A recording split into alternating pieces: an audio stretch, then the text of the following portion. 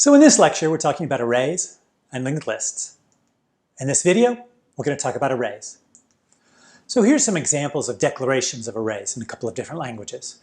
Along with, we can see the one-dimensional array laid out with 5 elements in it, and then a two-dimensional array with 2 rows and 5 columns. So what's the definition of an array? Well, we've got basically a contiguous array of memory. That is one chunk of memory. That can either be on the stack or it can be in the heap. It doesn't really matter where it is. It is broken down into equal-sized elements. And each of those elements are indexed by contiguous integers. All 3 of these things are important for defining an array. Here, in this particular example, we have an array whose indices are from 1 to 7.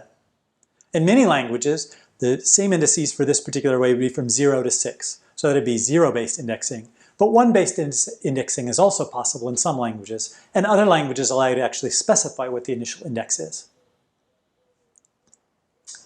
What's so special about arrays? Well, the key point about an array is we have random access. That is, we have constant time access to any particular element in an array. Constant time access to read, constant time access to write. How does that actually work?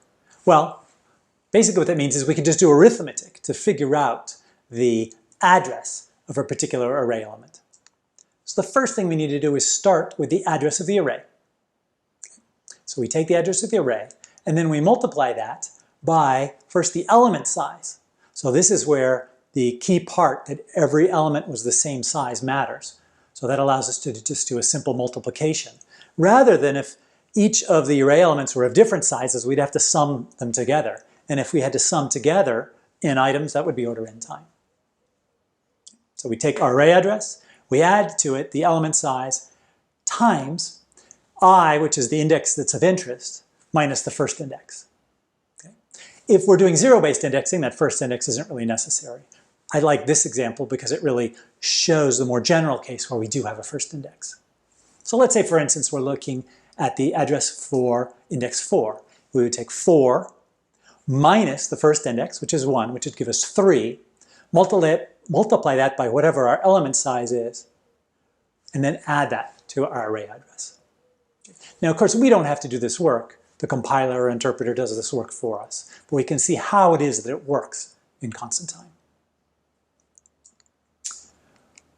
Many languages also support multidimensional arrays. If not, you can actually kind of roll your own through an example I'll show you here where you do your own arithmetic. So here let's say that the top left element is at index 1, 1. And here's the index 3, 4. So this means we're in row 3, column 4. How do we find the address of that element? Well, first off, what we need to do is skip the rows the full rows that we're not using. So that is, we need to skip 2 rows, or skip 3, which is the row index, minus 1, which is the initial row index. So that gives us 2 times 6, or 12 elements we're skipping for those rows, okay, in order to get to row 3. Then we've got to skip the elements before 3, 4 in the same row. So there are 3 of them. How do we get that? We take the column index, which is 4, and subtract it from the initial column index, which is 1. So this basically gives us 15. 6 for the first row, 6 for the second row, and then 3 for the third row before this particular element.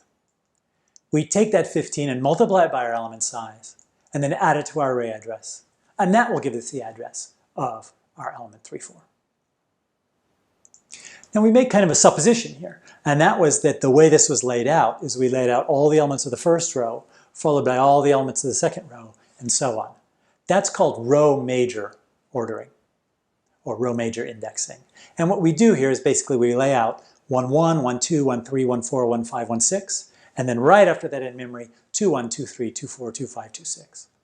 So the column index is changing most rapidly as we're looking at successive elements, and that's an indication that it's row major indexing. We could lay out arrays differently, and some languages or compilers actually do that, where they would lay out each column in order. So you'd have the first column, then the second column, then the third column. And so that then, the successive elements would be 1, 1, 2, 1, 3, 1, followed by 1, 2, 2, 2, 3, 2, and so on. So there we see that the row index is changing most rapidly. And this is called column major ordering. How long does it take to perform operations? We already said to read any element is order 1, and to write any element is order 1. That is a standard feature of arrays.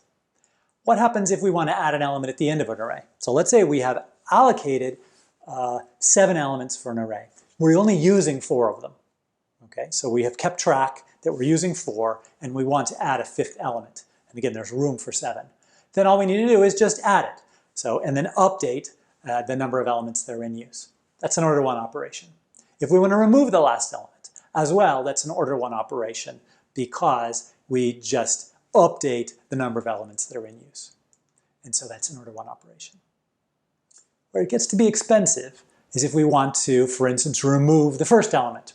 So we remove the 5 here, and what we've got to do then, we don't want to have holes left in it, so we need to move the 8 down, move the 3 down, move the 12 down. That's an order n operation. Same thing would happen if we wanted to insert at the beginning. So we would need to move the 12, move the 3, and move the 8 to make space for our new element. So that also would be order n. And if we want to add or remove somewhere in the middle, again, that's order n operation. If we want to add exactly in the middle, we have to move in over 2 items, which is order n. Same thing for removal.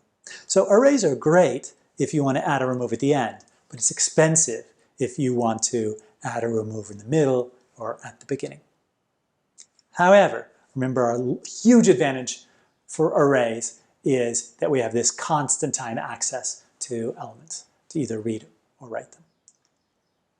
In summary then, array consists of a contiguous area of memory, because if it were non-contiguous, then we couldn't just do this simple arithmetic to figure out where we're going. We have to have equal size elements, again, so our arithmetic works, and indexed by contiguous integers, again, so our arithmetic works. We have constant time access to the element, constant time to add or remove at the end, and linear time to add and remove at any arbitrary location.